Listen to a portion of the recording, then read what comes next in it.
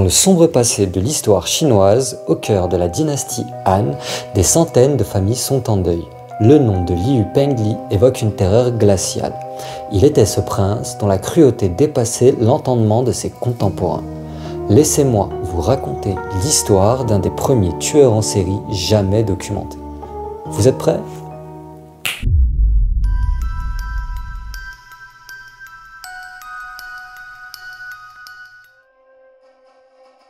Au cœur de la puissante dynastie Han, qui avait comme devoir de servir et protéger ses citoyens, un homme issu de la royauté fit complètement l'inverse. L'histoire qui va suivre va vous raconter ce qu'il se passe lorsqu'un homme qui possède du pouvoir et des hommes fidèles a aussi des tendances psychopathes.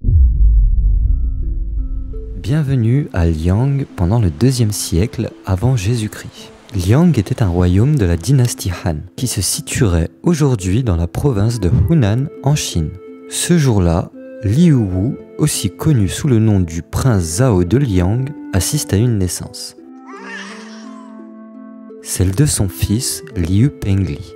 Il était le fils du prince Zhao de Liang, mais aussi le petit-fils de l'empereur Wen, qui lui était à la tête de toute la dynastie Han. L'avenir de Liu Pengli semblait déjà tout tracé. Né dans le luxe et le pouvoir, personne ne se doutait qu'il posséderait une soif insatiable de sang et de terreur. Eh ouais, et vous imaginez la servante à la naissance en mode « Yeux, il est mignon !»« Ouais, bien sûr, ouais. On en reparlera plus tard, quand il aura essayé de vous...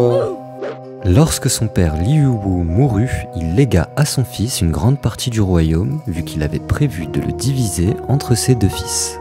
Et c'était là l'erreur qu'il n'aurait jamais dû commettre. Alors qu'il grandissait, Liu Pengli s'entourait de guerriers et de hors-la-loi. Il était connu pour être arrogant, avoir la grosse tête, comme on dit. Encore jusqu'ici, ça allait. Genre des cons, on en a vu et on en verra sûrement d'autres. Même si lui, pour son cas, ça se voyait que son daron, c'était pas Naruto.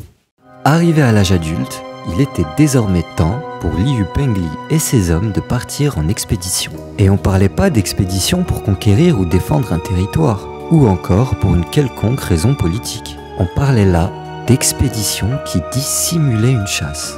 Une chasse pour la proie de la semaine. Une chasse à l'homme. Et je sais ce que vous allez me dire. Ouais, mais en fait, peut-être qu'il utilisait que des méchants. Non, mon ref. Le problème, c'est que lui, il avait pas vu Squid Game. Loin des criminels et des hors-la-loi, son tableau de chasse était composé de villageois innocents. Ce n'étaient pas des espions, ni des traîtres, seulement des gens qui ont eu le malheur de se trouver au mauvais endroit, au mauvais moment. Et c'est comme ça que le prince continua ses voyages avec ses hommes à la recherche de victimes à travers tout son royaume. Tout ça uniquement par pur plaisir. Et c'est très important de noter qu'il faisait ça uniquement par plaisir psychopathe. Vous verrez que ça a son importance dans les événements à suivre. Les citoyens eurent vent d'une rumeur. Un groupe d'hommes, composé de bandits, sème la mort et la terreur sur leur passage. Et avec cela, les rumeurs prirent de plus en plus d'envergure. Tellement qu'on était arrivé à un point où les gens se barricadaient chez eux par peur d'être une des prochaines victimes. On était arrivé à un stade où la panique commençait à régner. Les gens s'inquiétaient de plus en plus de cette rumeur qui, comme dit, parlait d'un groupe de bandits.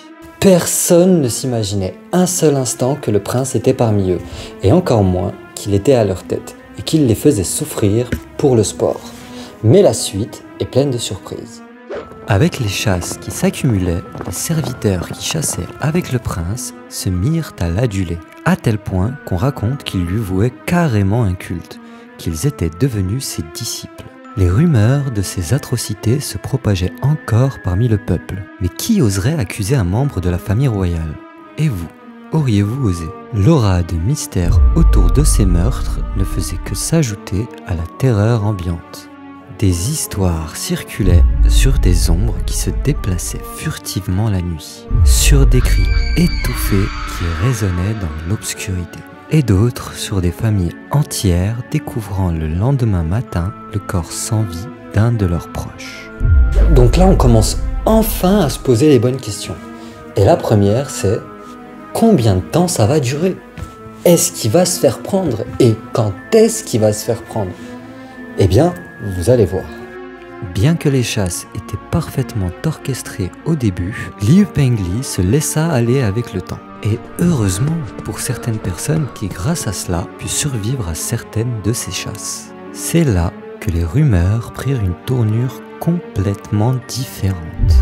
Le prince, je t'assure que c'était le prince. Mais non, arrête. Mais si, plusieurs personnes ont survécu à des attaques. La plupart disent avoir reconnu le prince. Mais si c'est vrai, pourquoi personne n'intervient?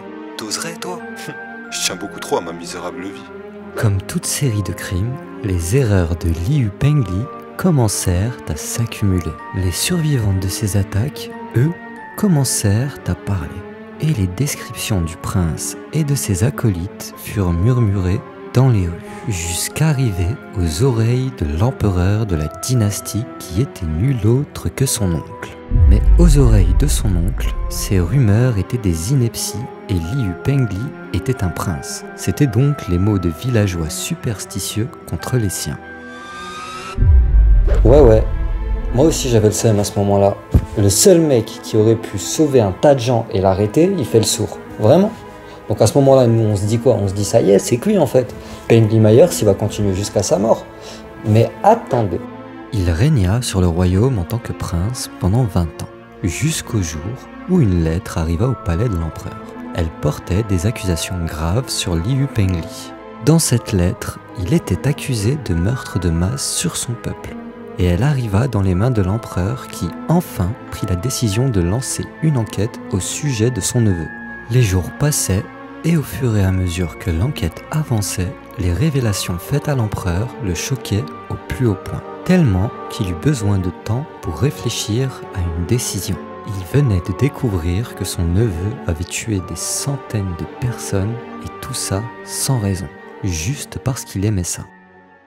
L'empereur fit convoquer Liu au palais en attendant son jugement, et lorsqu'il fut temps de lui révéler son destin, il confia qu'il ne pouvait pas exécuter quelqu'un avec qui il partageait le même sang. Cependant, au lieu de cela, il fut banni et dépouillé de tous ses titres, condamné à vivre le reste de ses jours en exil sur une terre lointaine. Sima Qian, un historien qui vivait à cette époque, a écrit ceci à propos de Liu Pengli. Il était arrogant, cruel, et il pouvait sortir la nuit en expédition avec des dizaines d'hommes cachés aux yeux de la loi, tuant des gens juste pour le sport et le plaisir. Après la confirmation de centaines de victimes, le royaume tout entier fut en courant. Les gens étaient tellement effrayés qu'ils ne sortaient plus de chez eux la nuit. Ce serait éventuellement le fils d'une des victimes qui l'aurait accusé et aurait demandé son exécution, avant que son oncle la refuse. Grâce aux écrits de Sima Qian, nous avons pu nous faire une idée de ce que les gens pensaient de Liu Pengli et de ce qu'il était réellement. Voici donc la triste histoire du prince tueur qui nous rappelle la noirceur qui peut parfois se cacher même au cœur des palais dorés. On arrive à la fin de cette vidéo. Si vous êtes resté jusqu'à la fin, mettez Pengli Myers en commentaire.